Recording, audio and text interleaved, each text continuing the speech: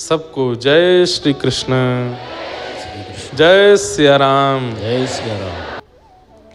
दो प्रकार के विवाह उत्सवों का वर्णन आता है, एक तो व्रज विवाह महोत्सव और एक निकुंज विवाह महोत्सव। निकुंज विवाह महोत्सव में जहां केवल सखियां श्री प्रिया प्रियतम को निकुंज में ले जा करके, एकांत में ले जा करके सखियों के मन में आई कि सुंदर ब्याह रचना चाहिए, और सब सखियों ने मिलकर के ललिता विशाखा, इंदुलेखा, चंपकलता आदि सब सखियों ने श्री प्रिया प्रियतम का विवाह किया। वो निकुंज विवाह उत्सव है। उसका वाचन मंच से सबके आगे नहीं करना चाहिए, क्योंकि लोग अधिकारी नहीं हैं। आजकल का सिनेमा देखने वाले और आजकल के व्यवहारिक जीवन में इतनी दूषित स्थिति के संबंधों को देखने वाले लोग प्रिया प्रियतम के मंगल पवित्र संबंध को इतने भाव से समझ नहीं पाएंगे। इसलिए फिर व्रज विवाह उत्सव का वर्णन किया जाता है। कई ग्रंथ शास्त्रों में ठाकुर जी के प्रिया जी के संग विवाह का सुंदर वर्णन किया गया है, जिसमें विशेष रूप से ब्रह्म वैवर्त पुराण आदि ग्रंथों में और व्रज के साहित्यों में तो इतना है कि बस आप राधा वल्लभी परंपरा में अगर चले गए तो वहां तो रोज ब्याही होते रहे ठाकुर जी को। रोज श्री राधा वल्लभ लाल जी सेहरा पहन के बैठे रहते हैं। बाहरी मंदिर के लिखा होगा आज ठाकुर जी का ब्याहुला है, रोज ठाकुर जी का ब्याह होता है। राधा वल्लभ जी में तो वहां ठाकुर जी को वही सुख है। क्यों? क्योंकि राधा वल्लभी परंपरा में जितने भी अनुयायी हैं या जो भी राधा वल्लभी परंपरा का अनुशीलन करते हैं वो सब सहचरी हो जाते हैं, और सहचरियों का यही सुख है कि श्री प्रिया प्रियतम की जोड़ी बनी रहे। प्राचीन काल में जब आचार्य चरण विराजमान थे धराधाम पर, हितरवंश महाप्रभु, श्री गोपाल भट्ट गोस्वामी जी, रूप सनातन गोस्वामी जी, श्रीमद वल्लभाचार्य जी, गोसाई श्री विठलनाथ जी, स्वामी श्री हरदास जी, श्री रामानुज आचार्य जी, सटकोप स्वामी जी आदि आदि ये सब आचार्य जब धराधाम पर थे तो ये अपने ठाकुर का जब उत्सव करते थे तो बाकी के आचार्य उपहार में मेवा, काजू, पिस्ता, बादाम, फल की डलिया ये नहीं लेके जाते थे। उनके ठाकुर जी के लिए पद लिख करके लेके जाते थे और उस पद को भेंट रूप में प्रदान करते थे। तो ऐसे अनेक पद गाए जाते हैं। कभी आप सुनेंगे कि पुष्टि मार्ग की परंपरा में स्वामी श्री हरदास जी का कोई पद गवा। कैसे गवा? बोले गोसाई जी ने उत्सव किया तो हरिदास जी गए थे और वहां जाकर के धमार का पद गा के आए, तो वो पद फिर वहां की रीति में आज तक गाया जा रहा है। वही आप सुनेंगे कि राधा वल्लभी परंपरा में गोसाई जी दर्शन करने आए तो अष्ट सखाओं ने वहां पद बना करके गाए, आदि आदि सब ऐसे भाव है। श्री हितरवंश महाप्रभु कहते हैं कि ठाकुर जी एक आंख भी दे सकते थे, दो आंख क्यों दी? बोले एक नेत्र में श्याम सुंदर विराजेंगे, दूसरे में प्रिया जी विराजेंगे, इसलिए दो नेत्र दिए। भाई प्रेम गली अति सांकरी तामे दो ना समाए, इसलिए द्वार बड़ा रखा ताकि दोनों प्रवेश कर सकें, इसलिए दो नेत्र हैं। यह जोड़ी अविचल वृंदावन। ऐसे हमारे श्री प्रिया प्रियतम ब्याहुला है। बीच में कोई तरंग आएगी तो कुछ ना कुछ भाव सुनाते रहेंगे। बाकी आइए हम लोग अपने क्रम में प्रवेश करें, खूब विश्राम की ओर, ठाकुर जी के उत्सव की ओर हमें चलना है। सबको थोड़ा थोड़ा स्पर्श करते हुए चलेंगे। चरणों में बैठे हैं परीक्षित जी महाराज और निवेदन कर रहे हैं। मेरा प्रश्न है भगवान आपके चरणों में, क्या जिसके जीवन के शेष दिन कुछ ही बचे हैं उसको अपनी मुक्ति के लिए क्या करना चाहिए? जिसके जीवन के बहुत कम दिन बचे हैं उसको अपनी मुक्ति के लिए क्या करना चाहिए? बंधुओं बहुत ध्यान से सुनिएगा सब लोग। हम सबके शेष ही दिन बचे हैं।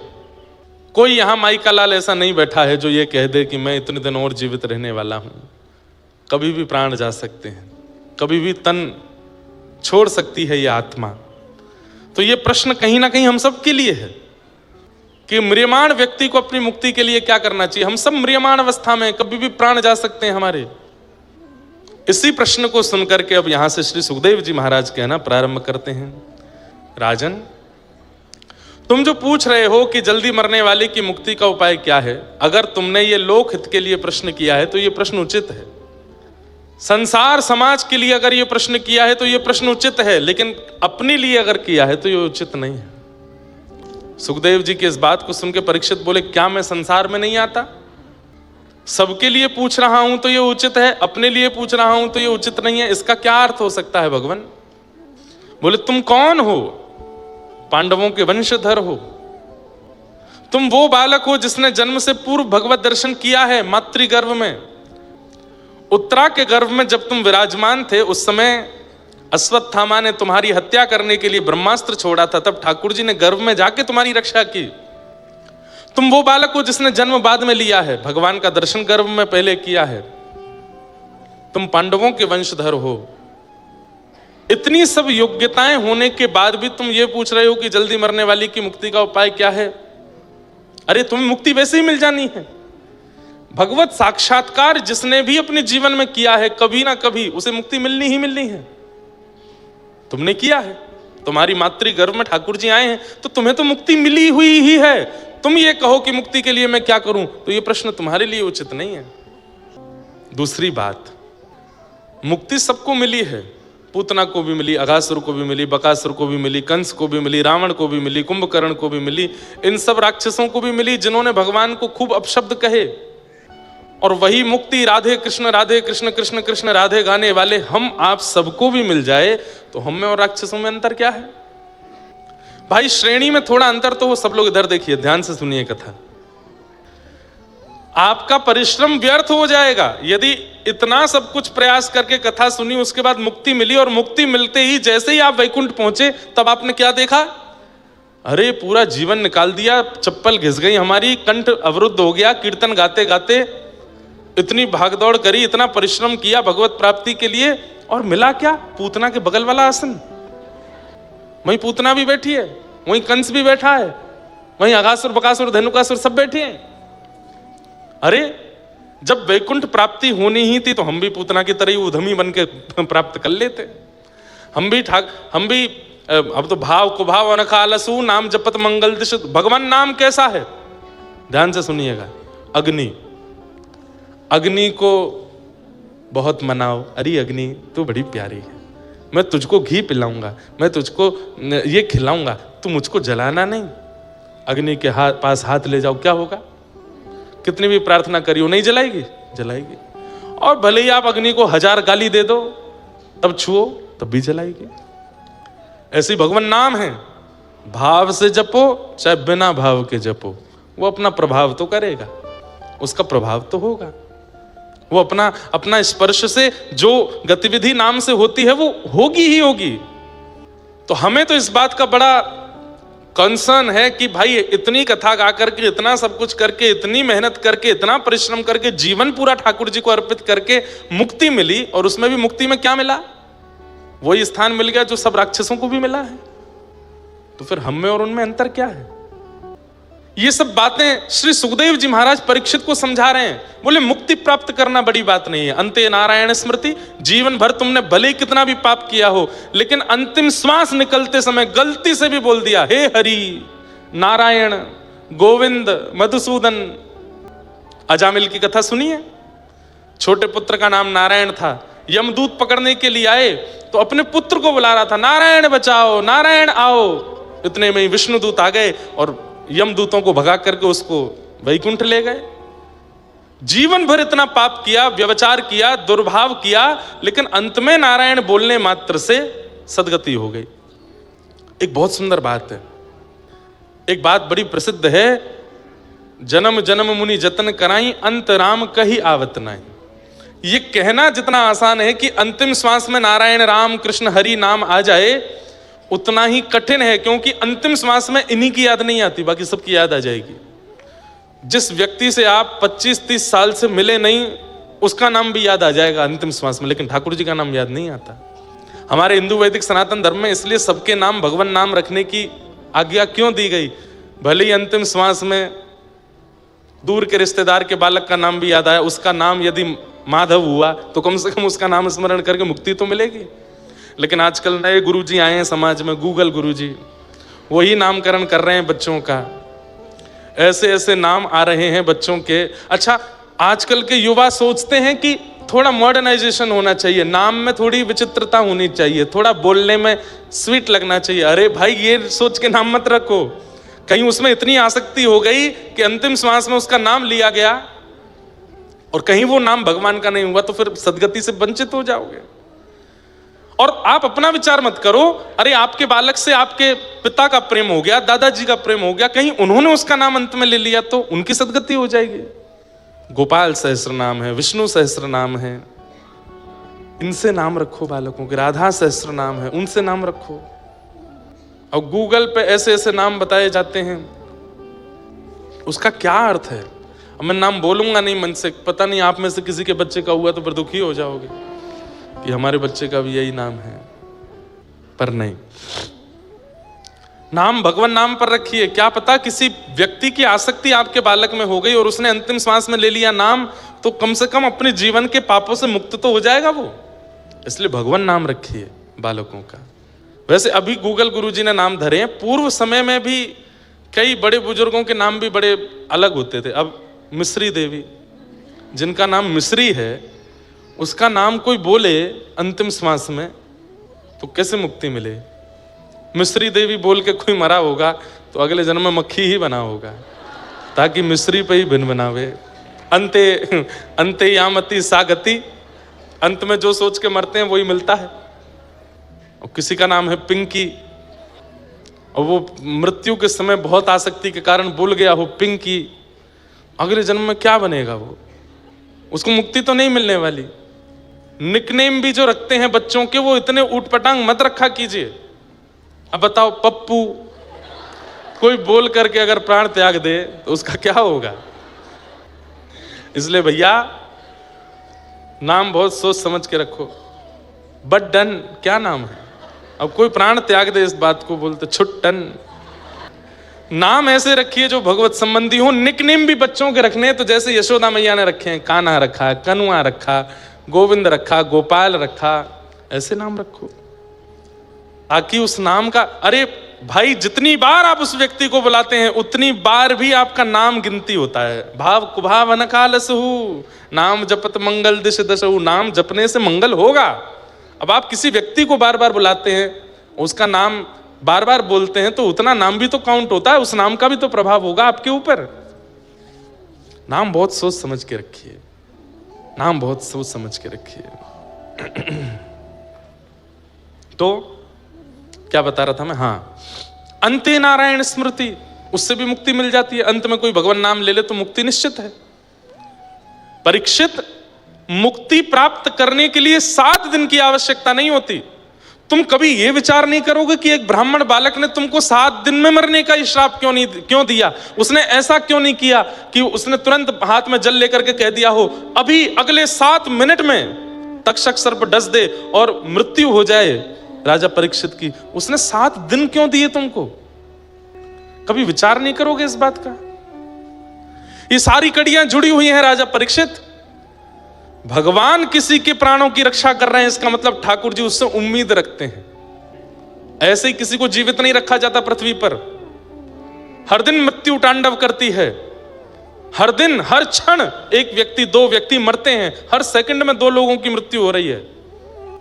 उस मृत्यु की गणना में हम इतने विलंब से क्यों आ रहे हैं? ताकि उतना समय ठाकुर जी हमको दे रहे हैं। भाई कोई एग्जाम दे रहा है बच्चा, टाइम ओवर हो गया, उसके बाद टीचर लेने के लिए आता है, बच्चा रिक्वेस्ट करता है 5 मिनट और दे दो।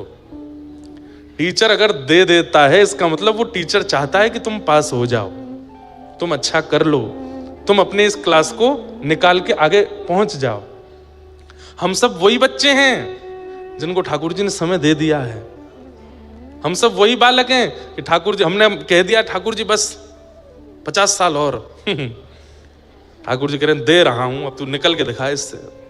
लेकिन उस 50 साल में भी वही विषय भोग विलास, उल्टे सीधे सारे छल कर्म। अरे हम पूर्व के किए हुए कर्मों का हिसाब बराबर करने आए हैं इस जन्म में। पूर्व का तो हिसाब बराबर किया नहीं, इस साल का नया हिसाब बना लेते हैं। तब क्रोध में भर करके ठाकुर जी फिर हमको 84 लाख में नचाते हैं। तेने मांगा था मुझसे, अब वही टीचर, उससे बच्चे ने कहा 15 मिनट और दे दीजिए मैम, मैं अभी सारे क्वेश्चन कर दूंगा, जल्दी जल्दी कर, जल्दी कर। अब 15 मिनट में भी करने के बाद जब रिजल्ट आया तो फेल हो गया, तो वो टीचर कितनी नाराज होती है, तेरे को मैंने एक्स्ट्रा टाइम दिया था फिर भी फेल हो गया, क्या पढ़ा फिर तूने? ठीक वैसे ही बंधुओं, हम आप सब वही बालक हैं जिनको एक्स्ट्रा टाइम मिल गया है। इस जीवन का कोई भरोसा नहीं, कभी भी प्राण जा सकते हैं, लेकिन हर दिन सुबह उठ करके जगह आप देखते हो कि आप जीवित हो, तो ये विचार कीजिए कि आज मुझसे कुछ उम्मीद है ठाकुर जी को, मैं आज भजन करूं, नाम करूं, कथा सुनूं, अपने जीवन को सफल बनाऊं। तो मुक्ति प्राप्त करने के लिए बहुत समय की आवश्यकता होना आवश्यक नहीं है। राजा परीक्षित अंतिम घड़ी में, अंतिम क्षण में भी यदि नाम सुना दिया जाए तो भी मुक्ति मिल जाती है। 7 दिन बचे, खाओ पियो करो आनंद, 7वां दिन जब आएगा तब मैं आ जाऊंगा और तुम्हारे प्राण निकल रहे होंगे, उस समय तुम्हारे कान में कह दूंगा श्री कृष्ण गोविंद हरे मुरारे, हे नाथ नारायण वासुदेव, प्राण छोड़ देना, मुक्ति मिल जाएगी तुमको। तुम मुक्ति की कामना कर रहे हो और फिर ऊपर से 7 दिन बता रहे हो। इतनी योजनाएं करने की आवश्यकता नहीं है, मुक्ति के लिए 1 सेकंड काफी है। पर 7 दिन मिले हैं, इसका क्या करोगे? राजा परीक्षित बोले, मैं चरणों में प्रणाम करके कहता हूं, मुझे बताइए मैं क्या करूं। बोले, राजन, मुक्ति एक क्षण में मिलती है, भक्ति प्राप्त करने में थोड़ा समय लगता है। तुम याचना करो कि 7 दिन में तुम भक्ति सुनो और भक्ति सुन के भक्त बन जाओ, भक्त बन जाओ। राजा परीक्षित बोले, मैं भक्त बनूंगा 7वें दिन और फिर उसके बाद मेरी मृत्यु हो जानी है, मुक्ति मिल जाएगी, तो फिर इससे फायदा क्या होगा? बोले, बहुत बड़ा फायदा है। बोले, क्यों? मुक्ति का मतलब मृत्यु के बाद भगवान का दर्शन और भक्ति का मतलब जीते जी भगवान का दर्शन। तुम 7 दिन बाद वैकुंठ में ठाकुर जी को देखने की योजना बना रहे हो और मैं चाहता हूं कि तुम्हारी अंतिम श्वास निकले उससे पहले तुमको ठाकुर जी का दर्शन हो जाए। भक्ति में वो सामर्थ्य है कि वो जीवित अवस्था में भगवत दर्शन कराती है। हमारे ठाकुर जी की जहां ब्याहुला हुआ गिरधर लाल जी का, तो जो श्री जी के पक्ष के जो परिवार था वो सामान्य परिवार नहीं है। जयपुर के सरस कुंज के आचार्य चरण, उनकी श्री जी उनके भाव से ब्याह हुआ। श्री अलवेली माधुरी शरण जी महाराज, उनके परंपरा के कई पद में गाता हूं, सरस माधुरी जी के। कल मैंने एक गजल भी गाई थी, सदगुरु शरण में सभी फल मिलेंगे, गुरु मिल गए तो युगल भी। हर साल हमने एक भक्तमाल की कथा उनके यहाँ करने का नियम लिया है, भक्तमाल में वहीं करता हूं।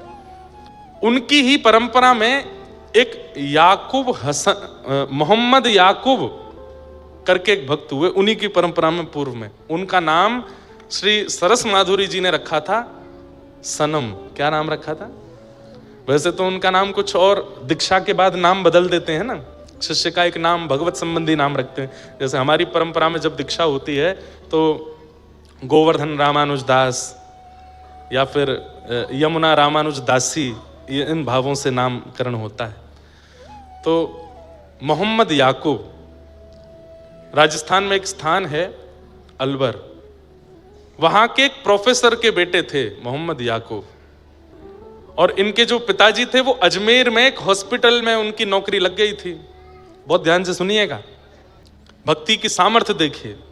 हम तो हिंदू हैं, हम तो वैष्णव हैं, हम तो कथा सुनते हैं, और मैं कोई अभिमानवश नहीं कह रहा हूं।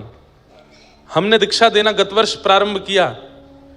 उन दीक्षा लेने वाले सब वैष्णव बालकों में 4 बालक मुस्लिम भी हैं जिन्होंने दीक्षा ली है। जब दीक्षा लेने के लिए आते तो मैं पहले पूर्व का नाम पूछता हूं कि आपका नाम क्या है, तो नाम बताते हैं, और नाम के बाद फिर उस नाम से जो प्रेरणा मिलती है वो नाम गुरु प्रदत्त नाम उनकी शरणागति में रखते हैं। दिल्ली की बात थी, एक बालक आया, उसको दीक्षा दी। तो हमारे दीक्षा में 5 संस्कार होते हैं। 5 संस्कार में पहले तप्त मुद्रा दी जाती है, शंख चक्र, उसके बाद तिलक दिया जाता है, उसके बाद मंत्र दिया जाता है और फिर नाम दिया जाता है। तो मुद्रा देने के बाद हमने पूछा तुम्हारा नाम क्या है? नेत्र सजल हो गए। मैंने क्या हुआ? बोले आप छोड़ तो नहीं देंगे। मैंने कहा क्यों छोड़ूंगा, नाम बताओ। आप मुझे मना तो नहीं कर देंगे? मैंने कहा मैं नहीं करूंगा, नाम तो बताओ। तो फिर उसने अपना नाम, कुछ अली करके नाम था, नाम बता। बोला महाराज जी मैं रोज गीत गोविंद करता हूँ, रोज कथा सुनता हूँ, मैं बिहार का निवासी हूँ, मेरा पूरा खानदान कट्टर मुस्लिम है।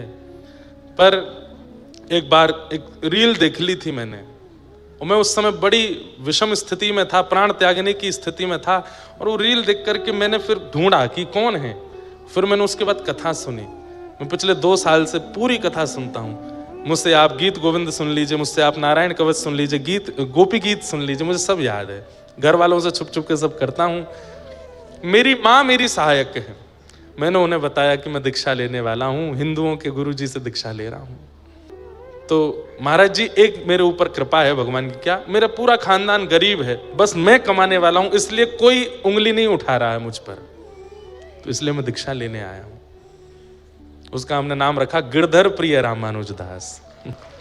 और मांस मदिरा बहुत दूर की बात है, प्याज लहसुन भी नहीं खाते हो। और जिस दिन से दीक्षा ली हमसे मिले भी नहीं है, बोले कि जब कुछ प्राप्त कर लूंगा तब आऊंगा आपके पास, आपको निराश नहीं करूंगा। आपने शरणागति की है तो आपको कुछ सुनाने के लिए या कुछ अनुभव करके ही आपके पास आऊंगा, तब तक मुख नहीं दिखाऊंगा आपको। मैंने कहा जय हो भैया। तो मोहम्मद याकूब अलवर में रहते थे, उनका चरित्र है पूरा। पिताजी एक हॉस्पिटल के हेड बन गए थे अजमेर में, तो पिताजी ज्यादातर अजमेर रहते थे, कभी कभी अलवर आते थे। इनकी माताजी जो थी वो भी मुस्लिम थी, लेकिन जैसे बच्चों को कईयों को नॉवल पढ़ने का शौक होता है, किताब पढ़ने का शौक होता है, इनकी माँ ने भी बचपन में कई किताबें पढ़ी और पढ़ते पढ़ते उनके हाथ रामचरित्र मानस पढ़ गए। और उन्होंने जब मानस जी को पढ़ा, तुलसीदास जी के कृत मानस जी को, तो इतना मन लगा, उसको पढ़ती रही। इनके पिता ने, माँ ने, सबने डांटा, तेरा ब्याह होने वाला, ये छोड़ दे। ये छुपा करके मानस जी अपने घर ले आई और अपने पति से छिपके पढ़ती थी। लेकिन जब पति की नौकरी लग गई अजमेर में तो ये बड़ी खुश, पूरे दिन मानस जी पढ़ती थी। तब इनको किसी ने कह दिया कि तुमने मानस जी पढ़ ली, अब एक बार वाल्मीकि रामायण भी पढ़ो। अब वाल्मीकि रामायण संस्कृत में है, उसकी हिंदी टीका तो है नहीं, उस समय नहीं थी। तब मोहम्मद याकूब ये डॉक्टरी की पढ़ाई कर रहे थे अलवर में। तब इन्होंने अपने पुत्र से एक दिन कहा, बोले तुम पढ़ने में इतने अच्छे हो, जो चाहते हो वो पढ़ लेते हो, अपनी माँ की एक इच्छा पूरी करोगे? बोले कहिए ना माँ, मैं क्या करूं? तो बोले कि है तो विपरीत बात, पिता को पता चले तो हो सकता है कि मारपीट तक उतर आवे, और समाज को पता चले तो बहुत बड़ा बहिष्कार, मृत्यु दंड तक मिल सकता है। लेकिन मेरी एक इच्छा है, मेरा मन इतना राम में लग चुका है, मैं इतना ज्यादा उनमें खो चुकी हूँ, चलते फिरते मुझे राम दिखते हैं। तो इनके पुत्र बोले माँ कैसी बात करती हो, ये तो हिंदुओं के भगवान है। बोले हाँ, मैं छुप छुप के मानस पढ़ती हूँ, मेरा बहुत मन है कि मेरे प्राण निकले एक बार, उससे पहले मैं वाल्मीकि रामायण पढ़ूं, परंतु वो संस्कृत में है, मैं पढ़ नहीं पाऊंगी, समझ नहीं पाऊंगी, मैं क्या करूं माँ? बोले तुम पढ़ने में बहुत अच्छे हो, तुम जल्दी जल्दी याद कर लेते हो, तुम संस्कृत पढ़ लो, और संस्कृत की विद्या अध्ययन करके, संस्कृत सीख करके तुम मुझे वाल्मीकि रामायण रात में छुप करके कमरे में बैठ के सुनाओ, जब जब पिता नहीं रहेंगे तो मैं वाल्मीकि रामायण सुनूं, मेरी एक अंतिम इच्छा है। तो मोहम्मद याकूब बोले माँ मुझे पढ़ाएगा कौन संस्कृत? पूरे नगर के ब्राह्मणों के पास गए, सबने कहा तुम मांस मदिरा का सेवन करने वाले हो, मुस्लिम हो, तुमको हम संस्कृत नहीं पढ़ाएंगे। तो माँ ने कहा बेटा मेरे लिए इतना नहीं करेगा? बोले क्या? तू छोड़ दे मांस मदिरा, नहीं खाया कर। बोले माँ हमारा एक त्योहार है, उसमें तो खाना ही पड़ता है। बोले कि दिखाना सबको पर खाना नहीं, और इतना विश्वास किसी ब्राह्मण को दिला दे कि तू नहीं खाएगा, शायद वो तुझे पढ़ा दे। कल जो मैंने एक पद गाया था ना गोस्वामी तुलसीदास जी का, वो यहां सिद्ध होता है कि मोहम्मद याकूब की मां को राम जी मीठे लग गए हैं, जो मोहे राम लागते मीठे, इतने मीठे लग गए कि अपने पुत्र को पूरे विपरीत क्रिया करवा दी, अपने धर्म से विपरीत। तब एक अलवर के पास के एक ब्राह्मण थे, उनको जब इन्होंने विश्वास दिला दिया कि मैं शुद्ध रहूंगा, पवित्र रहूंगा, आप कृपा कर मुझे संस्कृत पढ़ाओ, तब उन्होंने 6 महीने संस्कृत का अध्ययन किया, और 6 महीने में इतना याद कर लिया, इतने अद्भुत। अपनी डॉक्टरी की पढ़ाई भी करते थे, वहां पर भी निपुण, और रात्रि छुप करके संस्कृत पढ़ने जाते। संस्कृत जब पूर्ण रूपेण आ गई, तब वाल्मीकि रामायण लेके आए और अपनी माँ को सुनाते, श्लोक कहते, फिर उसका अर्थ सुनाते, फिर श्लोक कहते, अर्थ सुनाते। माँ तो सुनते सुनते सुनते भाव विभोर होकर सो जाती, लेकिन इनके ऊपर जो उसका असर होता था वो अलग था। ये तो बस उसी चित्त में रहते, उसी भाव में रहते, हनुमान जी की झांकी, राम जी की झांकी, लक्ष्मण आदि इन सब के भाव में बने रहते। अब वाल्मीकि रामायण पढ़ के रामचरित्र तो इनको सब समझ में आ चुका था, अब इच्छा प्रकट हुई कि अब रामायण तो हो गई, अब मैं क्या पढ़ूं? तब एक दिन उन्होंने उन्हीं गुरुजी के पास जाके बोले गुरुजी अब मैंने रामायण तो पढ़ लिया, अब क्या पढ़ूं? बोले अच्छा श्रीमद् भागवत पढ़ो। और जैसे ही श्रीमद् भागवत प्रदान की, प्रथम द्वितीय तृतीय चतुर्थ पंचम षष्ठम सप्तम अष्टम नवम, और जैसे ही 10वें स्कंद में पहुंचे और गोपी गीत का पाठ किया है, अब तो अलवर में दिखने वाली पहाड़ियां इनको गिरिराज जी दिखने लगे, अलवर में दिखने वाले सरोवर राधा कुंड कृष्ण कुंड लगने लगे, बहनी वाली नदियां यमुना जी लगने लगी, और दिखने वाला हर श्याम वर्ण का व्यक्ति कृष्ण लगने लगा। नेत्रों में आंसू 24 घंटे रहने लगे, ये सूखे नेत्र नहीं रहते थे, 24 घंटे नेत्रों में अश्रु। और श्याम सुंदर कहां मिलेंगे, कैसे मिलेंगे, कब मिलेंगे, बस इसी स्थिति में रहने लगे। मां तो चली गई, लेकिन याकूब की स्थिति ऐसी कर गई, अब क्या करूं। एक दिन लाइब्रेरी में बैठ करके कुछ पढ़ रहे थे, तभी इन्होंने वहां देखा कि किसी के सिर पर तिलक है और वो किताब पढ़ रहा है और दूसरे हाथ में माला जप रहा है। इन्होंने जैसे उसको देखा, धीरे धीरे उसके पास गए और पास जाकर के बोले, आपने तिलक लगाया है, कंठी माला पहनी, आप क्या जप रहे हैं। बोले, मेरे गुरुदेव ने मंत्र दिया है, इस मंत्र से भगवत प्राप्ति होगी, प्रिया प्रियतम की प्राप्ति होगी। ये चरणों में गिर गए, मुझे ये मंत्र दे दीजिए, मुझे भी उनका दर्शन करना है। बोले, तुम तो मुस्लिम हो। बोले, मैं हूं, पर मैं जन्म से होऊंगा, शरीर से होऊंगा, पर मेरा मन पूर्ण रूपेण। अब ये तो वहीं बैठ के गोपी गीत सुनाने लगे, सारे भाव सुना दिए। बोले, मैं पूर्ण योग्य हूं, आप मुझे स्वीकार कर लीजिए, कैसे भी करके मंत्र दे दो। बोले, मंत्र मैं नहीं दे सकता, मंत्र तो गुरु देते हैं। बोले, अपने गुरुदेव से मिलवा दीजिए। तब इन्होंने कहा, परसों गुरुदेव घर आ रहे हैं, उनका सत्संग है, 600-700 वैष्णव आएंगे, तुम भी आना, चुपचाप आके बैठ के सुनना। श्री सरस माधुरी शरण जी महाराज घर आए और मोहम्मद याकूब बैठ करके सुन रहे थे। दीक्षा लेना तो दूर की बात, जैसे ही गुरुदेव आए हैं, उनकी रूप देखते ही, उनकी झांकी देखते ही, उनकी चाल, उनके नेत्र, उनका मुखमंडल देखते ही ये मूर्छित होकर गिर पड़े। इनको ऐसा लगा जैसे मानो प्रिया प्रियतम एक तनु होकर के मेरे सामने आ गए। होश में लाए, बोले, तुम कुछ कहना चाहते हो, बात करो। बोले, कुछ नहीं, मेरे सारे समाधान पूर्ण हो गए। बोले, तुम्हें दीक्षा की, दीक्षा भी हो गई, इनके दर्शन ही दीक्षा है, बस ये जो आज्ञा कर दें वो। उन्होंने भी हृदय से लगाया और दीक्षा प्रदान करी। और इनका नाम वैसे तो कुछ सरस करके कुछ नाम रखा, प्रिय सरस ऐसे करके कुछ नाम रखा, लेकिन फिर गुरुदेव को बहुत इनको देख करके बड़ा आनंद आता था, तो इनका नाम सनम साहब रख दिया। क्या नाम रखा? सनम साहब। और सनम साहब जी ने फिर ऐसे ऐसे पद गाए हैं, ऐसे ऐसे भाव गाए हैं श्री प्रिया प्रियतम के मिलन के। अनुपम माधुरी जोड़ी हमारे श्याम श्याम। ये सब भाव उसी परंपरा के। तो मुक्ति मतलब मृत्यु के बाद भगवत दर्शन, और भक्ति मतलब जीते जी ठाकुर जी का अनुभव। चाहे आप किसी जाति में हो, बिरादरी में हो, परंपरा में हो, कैसे नहीं हो, इससे कोई फर्क नहीं पड़ता। भक्ति जीवन में आ जाती है तो जीते जी ठाकुर जी का अनुभव होने लगता है। ठाकुर जी अनुभूति ही कराते हैं, ये बात लिख लीजिएगा, अनुभव ही होता है उनका। जैसे उस दिन नंदू भैया को यहाँ पर कोई डाल मचलती हुई दिखी, अब आप भूत प्रेत नहीं मानना, जिनको देख के भय लगे समझो वो भूत प्रेत है, और जिनको देख करके और देखने की इच्छा हो, जिस अनुभूति को देख करके, जिस भाव को देख करके और समीप जाने की इच्छा हो, समझ जाना वो अबनॉर्मल स्थिति जो दिख रही है वो ठाकुर जी ही हैं, वो आपको ही अनुभव करा रहे हैं। भक्ति, तुम भक्ति चुनो, मुक्ति नहीं।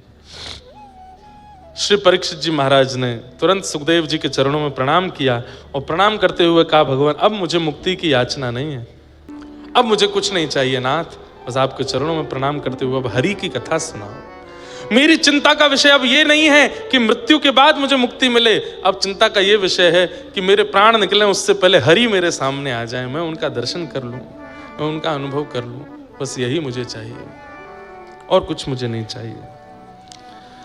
श्री सुखदेव जी महाराज ने यही बात जान करके, यही बात समझ करके अब यहां से कथा सुनाना प्रारंभ किया है। कथा सुनाना प्रारंभ किया। सबसे पहले तो चतुश्लोकी भागवत का वर्णन करते हुए सृष्टि प्रसंग सुनाया। तत्पश्चात उद्धव विदुर मिलन और वहाँ विदुर जी का मैत्री मुनि के आश्रम पे जाना और मैत्री मुनि के द्वारा श्री उद्धव जी महाराज को, विदुर जी महाराज को कथा श्रवण कराना, सृष्टि का प्रसंग सुनाना, सब सुनाया।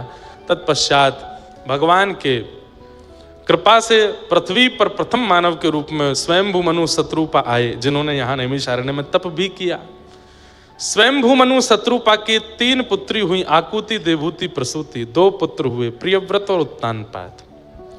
अब यहाँ देवहूति माता का प्रसंग सुनाया गया, जहाँ देवहूति जी का विवाह कर्दम ऋषि के साथ में हुआ और संतान के रूप में भगवान कपिल प्रकट हुए। बोलो कपिल भगवान की। 9 पुत्री हुई, 10वें पुत्र के रूप में कपिल भगवान आए। देवहूति माता के साथ में इनका सुंदर संवाद हुआ, जिसे दर्शन शास्त्र, सांख्य शास्त्र भी कहते हैं कपिल देवहूति संवाद। देवहूति माता ने कई प्रश्न किए और उन प्रश्नों का उत्तर यहां श्री कपिल भगवान दे रहे हैं। देवहूति माता ने प्रथम प्रश्न किया है, बहुत ध्यान से सुनिएगा। हमारे शरीर में 10 इंद्रियां हैं। कितनी इंद्रियां हैं? 5 ज्ञान इंद्रिय, 5 कर्म इंद्रिय। ज्ञान इंद्रियां उनको कहते हैं जिनसे आपको कुछ अनुभव होता है। कर्म इंद्रियां उनको कहते हैं जिनसे आप कुछ करते हो। सुंदरता का अनुभव आंखों से होता है, प्रथम ज्ञानेंद्रिय। स्वर का अनुभव कानों से होता है, द्वितीय ज्ञानेंद्रिय। स्वाद का अनुभव जीभ से होता है, तृतीय ज्ञानेंद्रिय। सुगंधी का अनुभव नासिका से होता है, चतुर्थ ज्ञानेंद्रिय। सर्दी और गर्मी का अनुभव त्वचा से होता है, 5वीं ज्ञानेंद्रिय। तो आंख, नाक, जीभ, कान और त्वचा, ये ज्ञानेंद्रिय हैं। हाथ, पैर, मुख और 2 उपस्थ गुप्त इंद्रिय, ये 5 कर्मेंद्रियां हैं। ये 10 इंद्रियां हैं। और देवहूति माता यहां क्या प्रश्न कर रही हैं कि हम समस्त इंद्रियों से भोग भोगते हैं, पर भोग भोगते भोगते जीवन निकल जाता है, इच्छाएं पूरी नहीं होती कभी भी। हे नाथ, मैं ऐसा क्या करूं कि मेरी इच्छाएं विश्राम ले लें, मेरी इच्छाएं विराम हो जाएं। इच्छाएं विश्राम होती हैं हमारी। कितनों खवाए लो, जीव कभी मानती नहीं। कितना भी दिखा लो, नेत्र कभी संतुष्ट होते नहीं। कितना भी सुना लो, कानों को शांति मिलती नहीं। कितना भी स्पर्श करा लो, त्वचाएं फिर भी स्पर्श के लिए ही भागती रहती हैं। तो यहां पर प्रश्न यही किया गया कि इन इंद्रियों की इच्छा पूरी करते करते हम नरकगामी होते जा रहे हैं। नाथ, ऐसा कोई उपाय बताओ कि हमारी इंद्रियों की इच्छाएं समाप्त हो जाएं। तब भगवान कपिल उत्तर देते हुए कहते हैं, इस विषय पर पीएचडी करते हैं लोग। इतना अद्भुत और इतना ज्ञानवर्धक विषय है ये कपिल देवहूति संवाद। कपिल भगवान क्या उत्तर दे रहे हैं? बोले, मैया, आंखों को दोष मत दो, कान को दोष मत दो, नाक को दोष मत दो, जीभ को दोष मत दो, हाथ पैरों को दोष मत दीजिए। तो बोले, इन सबको कंट्रोल करने वाला चित्त है, मन है। जीव की इच्छा नहीं होती मुझे पिज्जा खिलाओ, मन की इच्छा होती है। आपकी जीव की इच्छा हो रही है गोलगप्पा खिलाओ, आपका मन हुआ गोलगप्पा खाना, गोलगप्पा खाना, तभी रसोई घर में जाकर के करेले की सब्जी से रोटी खा लो। तो जीव क्या छोड़ के चली जाएगी? आपको कुछ नहीं कहेगी, अपने आप इच्छा दब जाएगी, पेट भर जाएगा, जीव को एक कसेला स्वाद मिल जाएगा, फिर इच्छा खत्म हो जाएगी। इच्छाएं इंद्रियों की नहीं होती, इच्छा मन की होती है। वही बात यहां भगवान समझा रहे हैं। बोले, मां, इन इंद्रियों को दोष मत दीजिए, इंद्रियां बुरी नहीं है। इंद्रियों से इच्छा प्रकट कराने वाला, इनका स्वामी बनकर के अंदर बैठा है राक्षस, उसका नाम है चित्त। इसका उदाहरण बताऊं?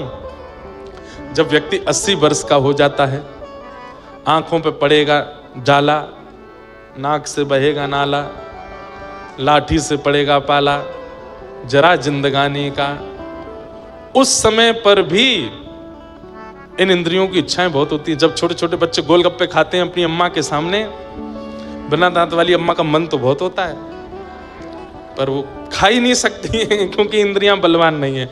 इच्छाएं नहीं मरती हैं, हमारी इंद्रियां खत्म हो जाती हैं, पर इच्छाएं तब भी जीवित रहती हैं। अब बड़े बूढ़े लोगों से आप कहो, अब जो बड़े बूढ़े बैठे हैं बुरा नहीं मानना, हाँ, चलोगे मनाली घूमने, बहुत जाड़ा पड़ता है, कैसे जाएंगे? इसका मतलब ये नहीं है कि उनकी इच्छा नहीं, इच्छा तो है, पर शरीर साथ ही नहीं दे रहा है, अब कैसे जाएं? इच्छाएं तो, इच्छा नहीं मरती, इसलिए कहते हैं तृष्णा ना जीर्णा वयमेव जीर्णा। हमारी तृष्णा यानी कि इच्छा कभी नहीं मरती है, हम मर जाते हैं, हमारी इच्छाएं जीवित रहती हैं। मरते दम तक इच्छाएं खत्म नहीं होती। हमने कई बार सुना है, मरणासन स्थिति में पहुंच गया व्यक्ति, अंतिम श्वास ले रहा है, हाथ पैर चल नहीं रहे, लकवा मार गया, उससे पूछा गया कान पास रख के अंतिम इच्छा बता दो, तंबाकू खिला दो बीड़ी पिला दो, अरे भाई मरने वाले हो तुम, तुम्हारा पूरा कुल खानदान रो रहा है, अब भी इच्छा नहीं मरी तुम्हारी। बंधन का कारण इंद्रियां नहीं, बंधन का कारण मन है। यदि इंद्रियां नहीं होती तो मेरा दर्शन कैसे करते? नेत्र नहीं होते मेरा दर्शन कैसे होता? कान नहीं होते मेरी कथा कैसे सुनते? जीव नहीं होती मेरा प्रसाद कैसे पाते? हाथ नहीं होते करताल कैसे बजाते? चरण नहीं होते परिक्रमा कैसे करते? अरे ये इंद्रियां हैं तो मेरी प्राप्ति हो सकती है, इंद्रियां नहीं होती तो मेरी प्राप्ति भी नहीं हो पाती। इन इंद्रियों को आप असद कैसे कह सकती हो मां? ये इंद्रियां असद नहीं है, असद मन है। और इस असद मन को सुधारने का एक ही तरीका है, क्या? इस मन को संसार की जगह सत्संग में लगा दो। मैया जितना संग संसारी लोगों का करोगे उतना मन आपकी इच्छाएं प्रकट करता जाएगा। जितना ये मन सत्संगियों के बीच में रहेगा उतने इस मन की इच्छाएं दबती चली जाएंगी। फिर ये मन मेरी कामना करेगा। समझ में आई बात?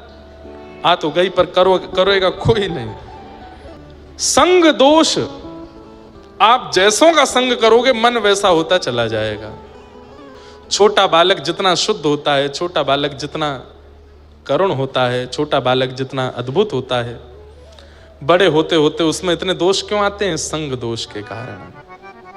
ये पंच लक्षण बताए हैं, ये पंच लक्षण जिसमें हो उसका संग करना चाहिए। भगवान कह रहे हैं सबसे पहला सहनशीलता, पेशेंस, जो कि आज की तारीख में 99% लोगों में नहीं है। पेशेंस नहीं है।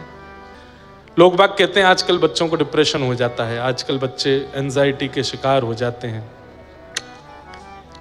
डिप्रेशन एंजाइटी पहले भी थी, लेकिन पहले लोग इतने ज्यादा बलवान होते थे कि वो जीवन में आई परिस्थिति से लड़ना जानते थे। आजकल के बच्चे जानते ही नहीं है। जैसा चाहते हैं वैसा जब नहीं मिलता है तो परेशान हो जाते हैं। अरे इन बातों पे बच्चे परेशान हो जाते हैं कि ये पहनना चाहते थे और माता पिता ने नहीं दिलवाया, इसलिए डिप्रेशन में है। ये डिप्रेशन का कारण है। यहां जाना चाहते थे घूमने पर माता पिता ने मना कर दिया। अब तो खैर माता पिता की आज्ञा वाला समय चला गया, अब तो अपनी इच्छा से कर लेते हैं, और वह भी नहीं कर पाए तो दुखी हो जाते हैं, परेशान हो जाते हैं, विचलित हो जाते हैं। पेशेंस, पेशेंस का मतलब सहना ही नहीं होता। पेशेंस इन सब चीजों में लागू होता है। जो हमें चाहिए अगर सहजता से प्राप्त हो तो अच्छा, नहीं प्राप्त हो तो उसके लिए ज्यादा हाय तौबा नहीं मचाना, इसको भी पेशेंस कहते हैं। तितिक्षव, पहला लक्षण। तितिक्षु बनिए, सहना सीखिए, थोड़ा सहा कीजिए। और भैया एक बात बोलूं, अगर सहना नहीं आता है तो अभी तो शुरुआत है, संसार में बहुत कुछ सहना पड़ेगा, बहुत कुछ ये संसार देता है। हम व्यासपीठ पे बैठे हैं, हमको केवल माला दक्षिणा मिलती है ना, खूब गालियां भी देते हैं लोग, उल्टी सीधी बातें भी बना देते हैं लोग, जो मन में आता है बोलते हैं, लेकिन सहना सिखा दिया व्यासपीठ ने। इसलिए हमको बहुत माला पहनाने वाले और फोटो खिंचाने वाले मिलते हैं तो अभिमान चित्त में नहीं आता। क्यों? क्योंकि गाली देने वाले लोग भी हैं, उल्टा सीधा बोलने वाले लोग भी हैं, और कई बार माला पहनाने वाले ही गालियां देते हैं। इसलिए ना काहू से दोस्ती, ना काहू से बैर, ना किसी को ज्यादा प्रेम दो, ना किसी से ज्यादा बैर करो। अपना जीवन है, कितना समय है कुछ पता नहीं है, भजन करके निपट लो यहां से। इस संसारवाद में पढ़ना ही नहीं है, निंदा स्तुतियों के बीच में जाना ही नहीं है। अपने ठाकुर जी की सेवा करो, कथा सुनाओ, सुनो, प्रेम से निकलो यहां से। ज्यादा यहाँ के चक्कर में पढ़ना नहीं है, बहुत खतरनाक है संसार। कथा सत्संग करने वाले व्यक्ति का दूसरा लक्षण क्या है? कारुणिका, करुणा। बहुत जल्दी करुणा आ जाती है, बहुत जल्दी नेत्र सजल हो जाते हैं, बहुत जल्दी दया आ जाती है। करुणा, कारुणिका। सभी देहधारियों के प्रति मंगल की भावना जिसके चित्त में रहती हो, सबका मंगल हो, ये तीसरी लक्षण है कथा सुनने वाले का। तितिक्षवः कारुणिका सुहृदः सर्वदेहिनाम। और चौथा लक्षण अजात शत्रवः, किसी को अपना शत्रु नहीं मानता। और कथा सुनने वाले श्रोता का पांचवा और सबसे विशिष्ट लक्षण शांता, मौन रहता है, कम बोलता है, सधा हुआ बोलता है, जितना चाहिए उतना बोलता है, बस उससे ज्यादा नहीं। हम अपने मित्रों के साथ में रहते हैं, हम अपने परिकर के साथ में रहते हैं, खूब उधम मचाते हैं, पर जब हम बाहर रहते हैं, हम बहुत कम बोलते हैं, सबसे ज़्यादा बोलना नहीं।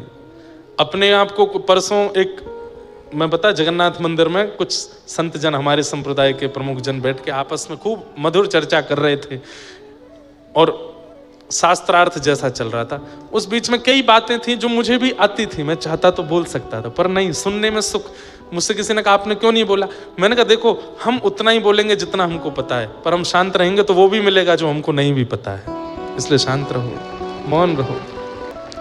पर लोग इसको नहीं समझ पाते, सब अपनी सुनाना चाहते हैं, सब अपनी बताना चाहते हैं, सब अपनी बोलना चाहते हैं। नहीं, थोड़ा मौन रहा कीजिए, थोड़ा सुनने का गुण लेकर के आइए। और जो व्यक्ति मौन नहीं रहता है, कहीं ना कहीं भगवत प्राप्ति से बहुत दूर है और वो अपना निर्माण भी अच्छा नहीं कर पाएगा। पास जाना, छूना, छू करके प्रणाम करना इसका विधान नहीं है। अरे बिना आज्ञा के आप किसी को नहीं छू सकते। आचार्य की इच्छा नहीं है, फिर भी उसकी, अब हमारी तो कई जगह धोती खुलते खुलते बची है, हमें तो बहुत संभल के चलना पड़ता है। खड़ा हूं वैसे ही पहनते मैं तो नीचे देख के चलता हूं कि मेरे पैर कहीं लड़खड़ा में नहीं गिर के। 3-4 बार मोच आ चुकी है पैर में, पैर छिपाने के चक्कर में। लेकिन क्या करें, नहीं मानते लोग, भाव भी चला जाता है और प्रणाम का कोई फल भी नहीं मिलता। दूर से कोई प्रणाम कर रहा है, वंदन कर रहा है, उसके प्रति दृष्टि पड़ जाती है ना आचार्य की, तो वहीं से आशीष निकलता है, जा भैया मंगलमय हो तेरा।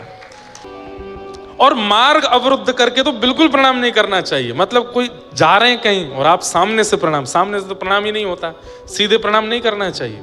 देखो, प्रणाम करना सीखिए। सदैव मंदिर में ठाकुर जी के सन्मुख सीधे लेट के प्रणाम नहीं, ठाकुर जी के दाहिने से बाएं की ओर, और आप लोग ठाकुर जी की ओर खड़े तो आपके बाएं से दाहिने की ओर। मतलब अगर अभी खाटू श्याम जी आए तो हमको प्रणाम इधर से इधर करना है। उसके पीछे कारण क्या है? ठाकुर जी जब एक स्थान पर विराजमान हो जाते हैं तो ठाकुर जी के बाम अंग में सब ऋषिजन, आचार्यजन खड़े होकर के वंदना करते हैं।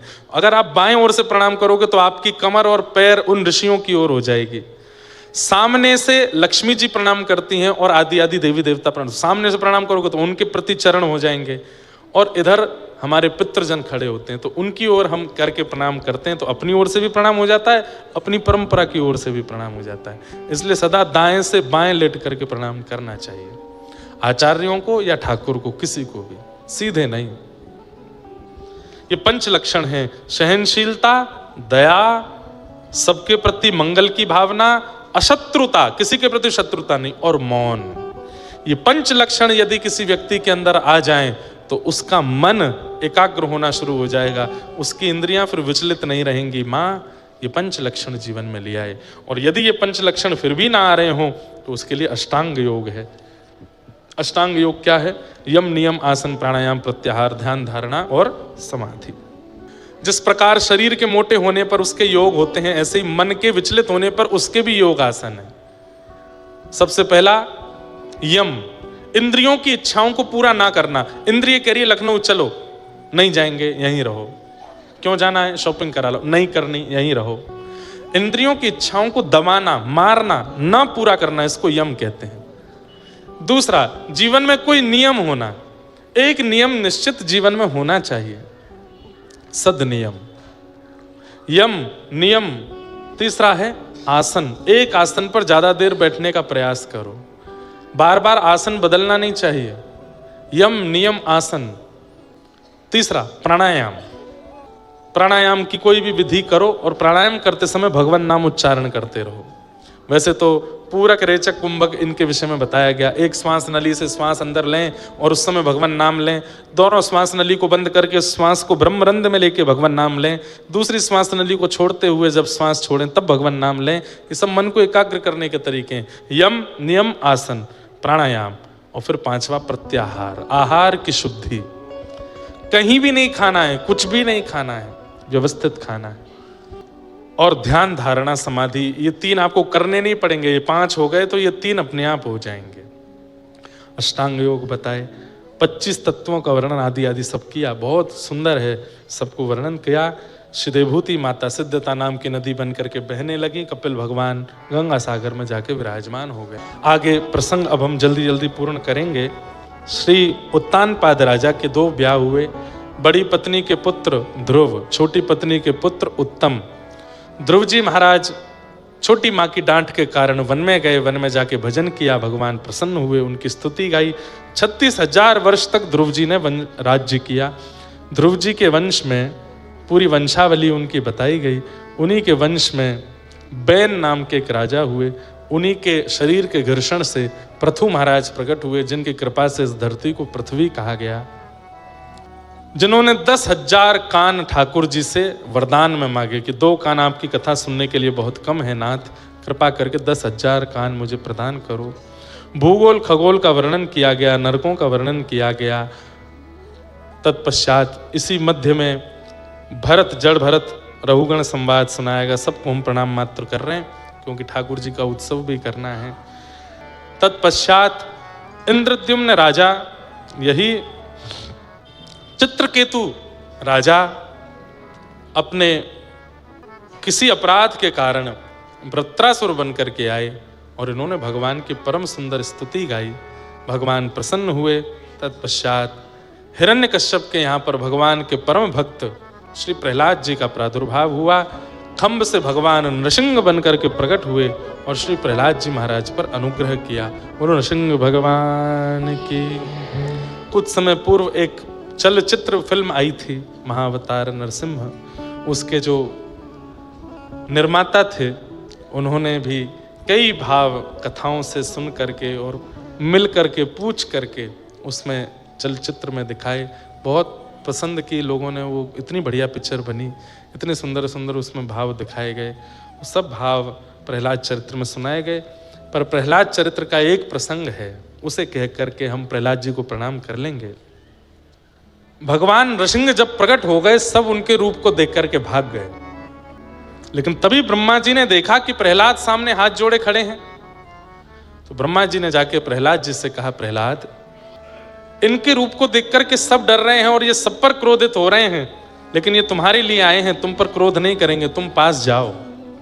तब प्रहलाद जी महाराज, छोटे से प्रहलाद जी, विशाल विकराल नृसिंह भगवान का स्वरूप, क्रोध में बैठे हैं, हिरण्यकश्यप की अंतड़ियों को अपने गले में ले रखा है, जो हाथ में आता है उसी को मसल देते हैं। ऐसी स्थिति में और पृथ्वी डामाडोल सी हो रही है, ठाकुर जी को क्रोध आ जाए तो प्रलय आएगा। आकाश में काले काले बादल गर्जना कर रहे हैं, बिजली कड़क करके तीनों लोकों को हिला रही है। सब सोचने लगे कि अब तो प्रलय आएगा, क्योंकि भगवान का क्रोध शांत नहीं हो रहा है। तब प्रहलाद जी गए, हे नाथ, इंद्रादि देवताओं जैसी वाणी नहीं है मेरी, वो तो लच्छेदार धारा प्रवाह संस्कृत बोलते हैं। उनकी वाणी में इतने लटके झटके होते हैं कि उनकी वाणी सुनकर के आप आनंदित हो जाते हो, पर मैं तो एक छोटा बालक हूं, तोतली वाणी है, मुझे तो इतने सुंदर शब्दों का चयन भी नहीं आता नाथ। पर फिर भी मैं आपकी स्तुति गा रहा हूं, क्योंकि मैं जानता हूं आप ये नहीं देखते कि देव स्तुति कर रहे हैं कि मानव स्तुति कर रहे हैं। अरे नारायण खिल गुरु भगवन नमस्ते। एक नदी में फंसा हुआ गजेंद्र जो जानवर है, वह भी जब आपकी कमल दिखा करके स्तुति गाता है तो आप उसकी रक्षा करने भी जाते हो। उससे मेरे मन में यह विश्वास उत्पन्न हुआ कि आप ये नहीं देखते कि स्तुति गाने वाला कौन है, आप ये देखते हैं कि उसका चित्त पवित्र कितना है। हे नाथ, आप कृपा करके मेरे लिए पधारे, कृपा कर क्रोध मत कीजिए। भगवान तुरंत क्रोध भूल गए, प्रहलाद जी को उठा करके गोद में बिठा लिया, अपनी जीभ से चाटने लगे, अपना हाथ सिर पर फेरने लगे, अपने हृदय पर बार बार लगाने लगे। कुछ मांगो प्रहलाद, मैं तुम्हें कुछ देना चाहता हूं। तब प्रहलाद जी कहते हैं, आपने कभी ब्रह्मा जी को गोद में बिठाया? नृसिंह भगवान बोले, कभी नहीं। आपने कभी महादेव के गाल को चाटा? बोले, कभी नहीं। आपने कभी लक्ष्मी के सिर पर हाथ फेरा? बोले, कभी नहीं। बोले, जो ब्रह्मा को नहीं मिला, महादेव को नहीं मिला, पराम्बा जगदम्बा लक्ष्मी को नहीं मिला, वो एक दैत्य बालक प्रहलाद को मिल गया। अब इसके बाद मैं क्या मांगू? कुछ भी तो नहीं चाहिए नाथ, आपने सब तो दे दिया मुझको। मैं ब्रह्मा से भी ज्यादा योग्य हूं, मैं महादेव से भी ज्यादा योग्य श्रेष्ठ हूं, मैं लक्ष्मी से भी ज्यादा श्रेष्ठ आपकी नजरों में हूं, इसलिए आप ये मुझे दे रहे हैं। अब मैं इसके बाद क्या मांगू नाथ? ठाकुर जी बिकते जा रहे हैं बार बार प्रहलाद की बातें सुन के। तब ये प्रसंग इतना अद्भुत, हमने वो फिल्म जिन्होंने बनाई उनसे भी कहा ये वाला प्रसंग दिखाना था। बोले, महाराज जी अब कभी दोबारा बनाएंगे तो दिखाएंगे।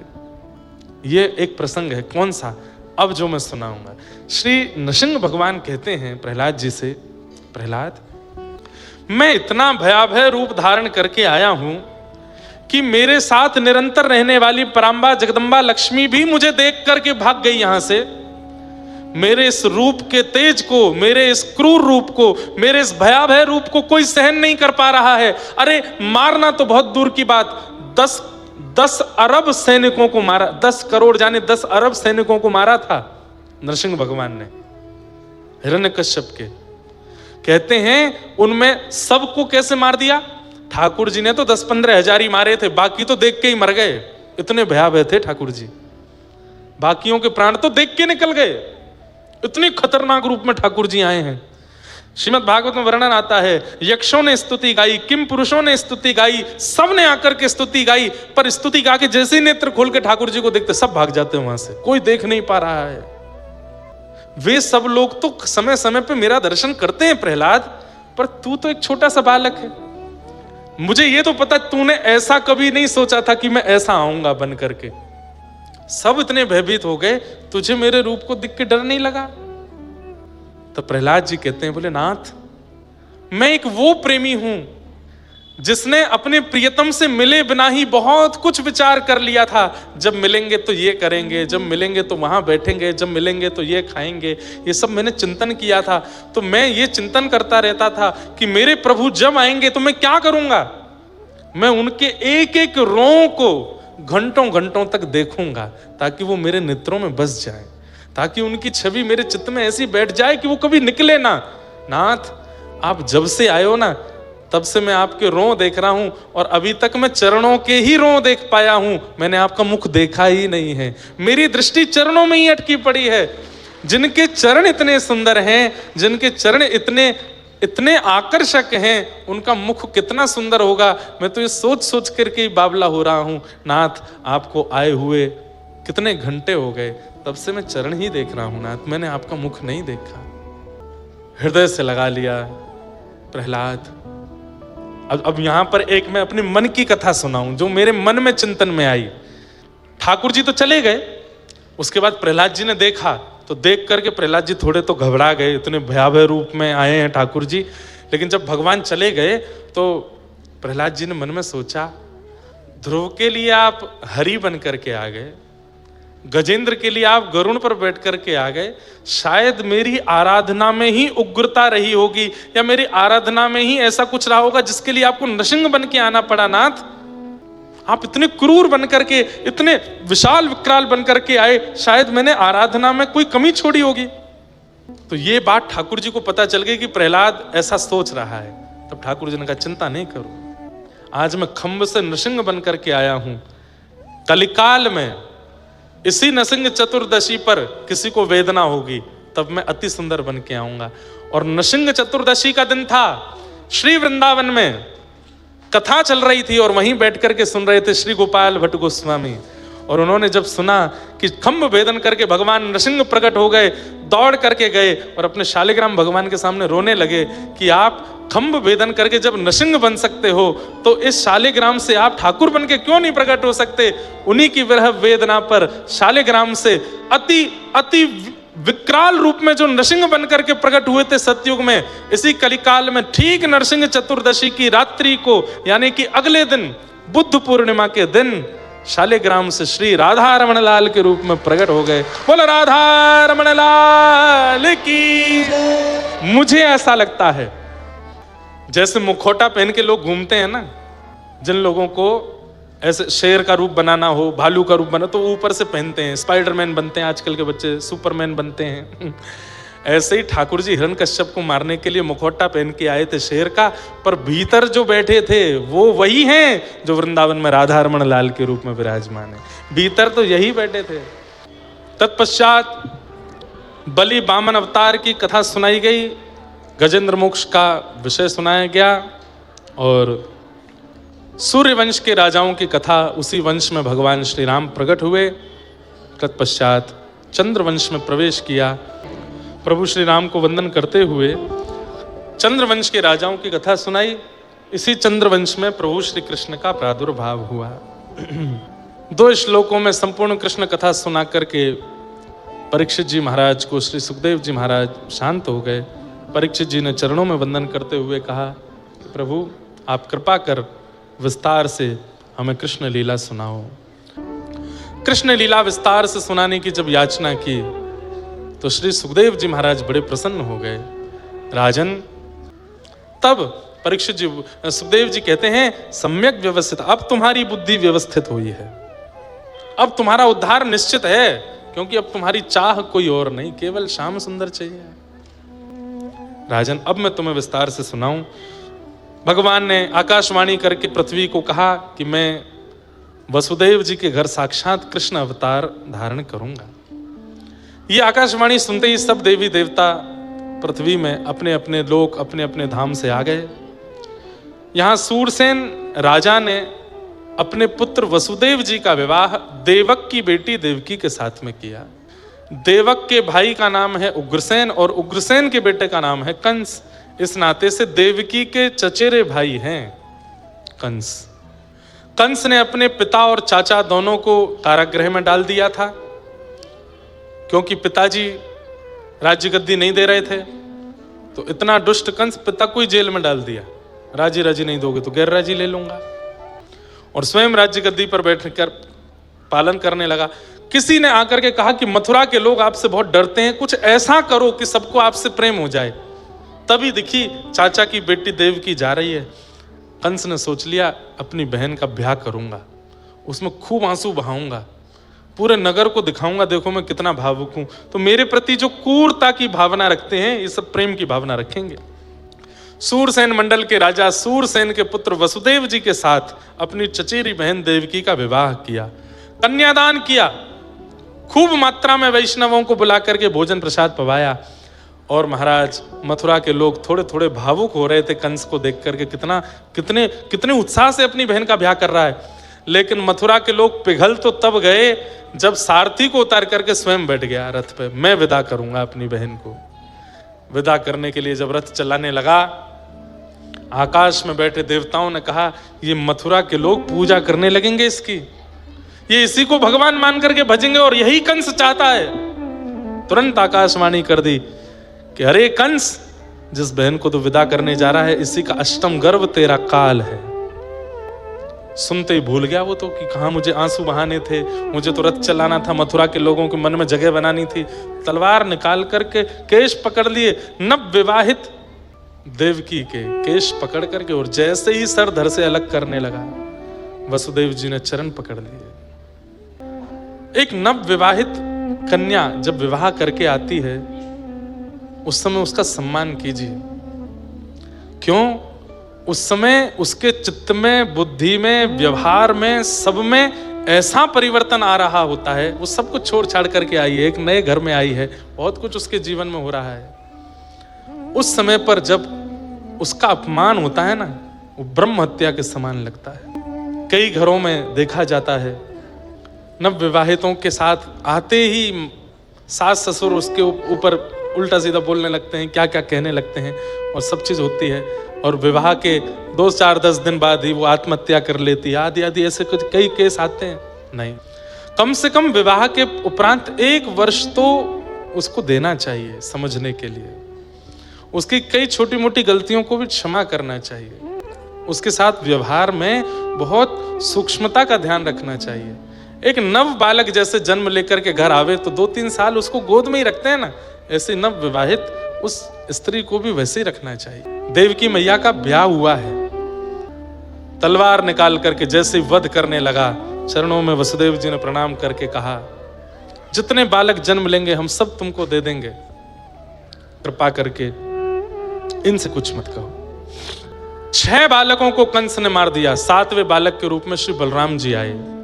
भगवान ने जन्म लेने से पहले योग माया को आज्ञा करके कह दिया कि स्थानांतरित कर दो, और स्थान परिवर्तित कर दिया। 6वें बालक ने गर्भ में ही प्राण त्याग दिए। 7वें बालक ने ऐसा खबर कंस को लगी, लेकिन वो प्राण नहीं निकले हैं। कुछ महीने देवकी के गर्भ में रहने के बाद बलराम जी रोहिणी के गर्भ में चले गए, और अब 8वां बालक होने वाला है। भादों का महीना आया, मंदम मंदम आकाश में जल धारा गिर रही थी। सब सैनिक सोए थे, दरबान सोए थे, मथुरावासी सोए थे, नगरवासी सोए थे। मंदिराचल पर्वत पर पवन देव पहुंचे और चंदन के वृक्षों से कृपा पूर्ण उनकी सुगंधी मांगने लगे।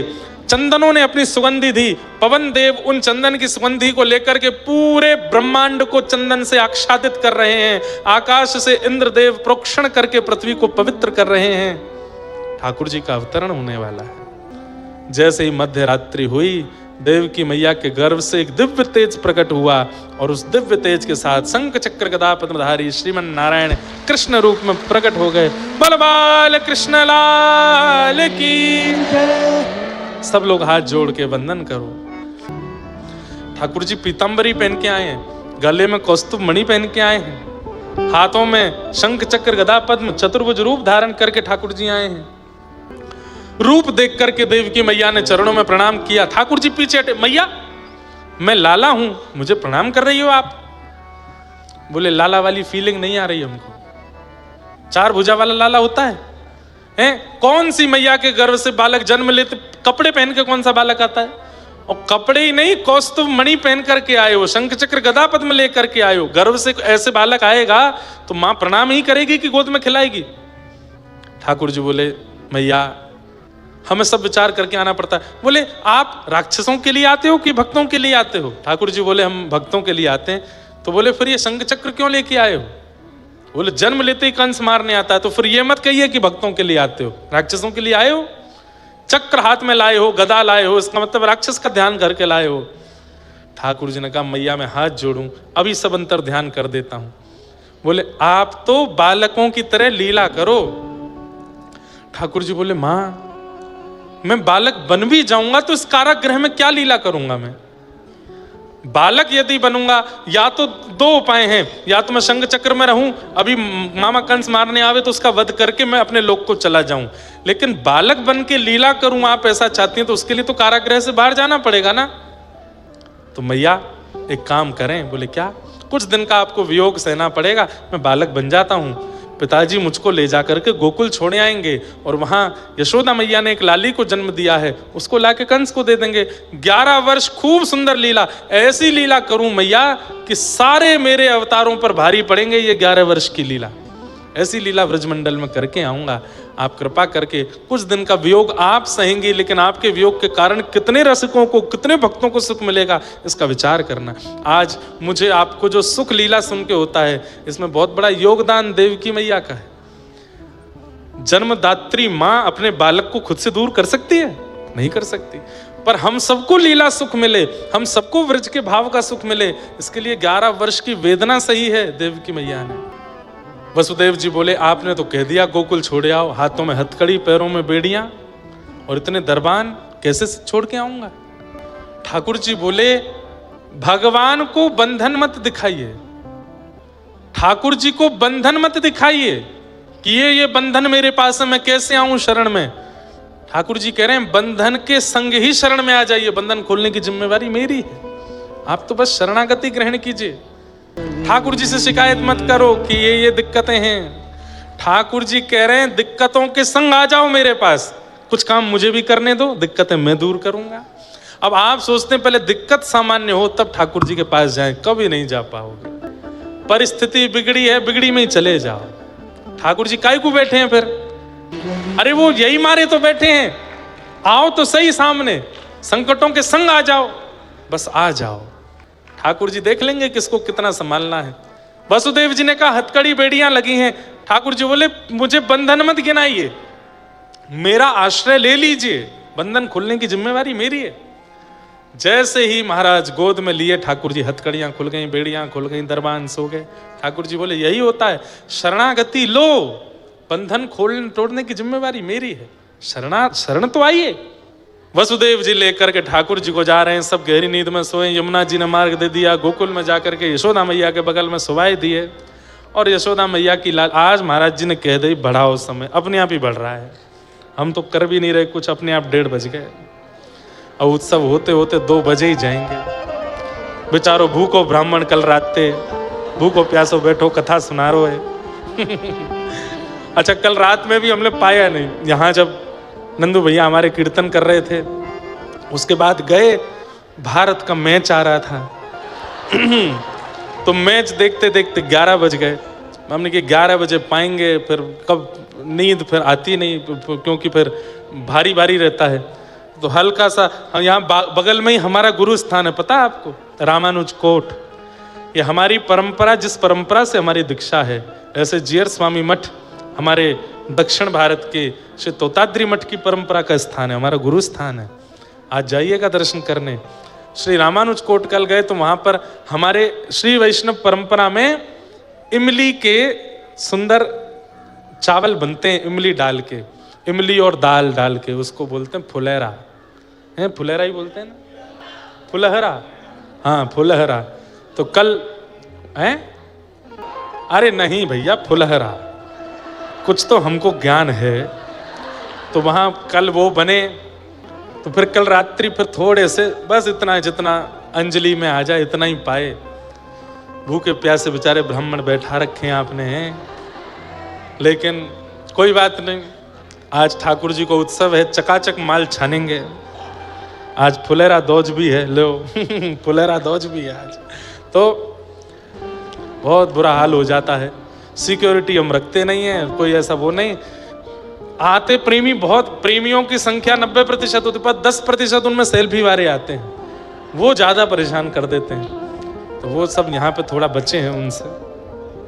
तो जैसे ही महाराज गोद में लिए ठाकुर जी, हथकड़ियां खुल गई, बेड़ियां खुल गई, दरबान सो गए। ठाकुर जी बोले यही होता है, शरणागति लो, बंधन खोलने तोड़ने की जिम्मेवारी मेरी है, शरण तो आइए। वसुदेव जी लेकर के ठाकुर जी को जा रहे हैं, सब गहरी नींद में सोए। यमुना जी ने मार्ग दे दिया, गोकुल में जाकर के यशोदा मैया के बगल में सुवाई दिए। वसुदेव जी ठाकुर जी को सुवाया, लाली लाई करके दे दी कंस को। अष्टभुजी देवी भद्रकाली बन गई और उसने तो कह दिया तेरे शत्रु ने जन्म ले लिया ब्रजमंडल में, ढूंढता रहे अब कहीं भी। कंस यहाँ ढूंढ रहा है, पर हम लोग चलें गोकुल। गोकुल में भैया सब ब्रजवासी की एक ही कामना है कि नंद बाबा के एक लाला है जाए। 80 वर्ष के है गए नंद बाबा, एक लाला है जाए बस, कैसे करके। सब ब्रजवासी यमुना जी को प्रणाम करते हैं, सब गैया को प्रणाम करें और ब्रजसों प्रार्थना करें हमारे नंद बाबा को एक लाला दे दो। अब सबन को लगवे लगी कि अब की बार जो ये नंदरानी यशोदा मैया गर्भवती भैया, अब के लाला ही होएगो। नंदा सुनंदा दोनों ये ननद हैं नंदरानी यशोदा की। जैसे ही पहुंची नंद भवन में तो देखी आज सवेरे भोर है गई, सूर्य निकल आयो, अभी तक सोए रही हैं नंदरानी यशोदा मैया। यशोदा मैया तो ब्रह्म मुहूर्त में जग जायो करें, आज इतनी देर तक सोए रही हैं। तभी देखो यशोदा मैया के बगल में नेक सो एक लाला पोड़ो है, एक बालक पोड़ो, लाला है कि लाली जे ना पतो। दोनों ने जाके देखी, मुखमंडल देखा, आहा नील सरोवर, ऐसा लग रहा है जैसे नील सरोवर। और जब ठाकुर जी थोड़ी सी आंख खोले तो ऐसा लगता है नील सरोवर में 2 कमल, इतने सुंदर ठाकुर जी। देख करके नंदा सुनंदा तो बलियां लेने लगी, लाला है कि लाली ने देख तो। इतने में सुनंदा ने 21 बार हरिशरणम को जाप किया, हरिशरणम हरिशरणम हरिशरणम, एक लाला ही होए। और जैसे ही चदरिया हटाई महाराज, है गयो है गयो है गयो है गयो है गयो है गयो है गयो है गयो है गयो, एक दूसरे को मुंह बंद किया। अरे भाग यहाँ ते, सबसे पहले ये खबर जा, अभी यशोदा मैया सोई है, इनको सोन दे, पहले जाके बाबा को बतावेंगी। दोनों के नेत्र सजे ले रहे हैं, सांस फूल रही है, रोम रोम रोम पुलकित है, चरण कहीं धर रही हैं, जा कहीं रहे हैं। बोले लाला है गयो। अब तो गली मोहल्ले चौबारे पूरे ब्रजमंडल में हल्ला कर दियो, है गयो है गयो है गयो है गयो है गयो। सब अपने गले घर सो निकले, कोई आटो मारती भई आई है, कोई दूध निकालती भई आई है, कोई गोबर थापती भई आई है। सबरे ग्वाल बाल और सबरे गोपी ग्वाल सब आए के कहें, अरे कहाँ भयो, पूछो, इतनी संख्या में जोड़ते पूछो, है गयो है गयो है गयो है गयो है गयो है गयो है गयो। मैं ना बता रहा हूं कहा भयो। अरे यमुना जी की कृपा सो, गैया की कृपा सो, ब्रजवासीन की कृपा सो, हमारे नंद बाबा के घर नीलमणि जैसो लाला भयो है। और जैसे ही सुनी महाराज लाला भयो, ब्रजवासी तो उछलन, अरे भैया नहीं और रुक जा देवता, नहीं रुक जा। देखो पहले की कथाओं में मंच से व्यवस्था होती थी लौटाने की, अब तो श्रोता ही ले आते हैं। पता है हम तक पहुंचना तो है नहीं, हम खुद ही ले चले।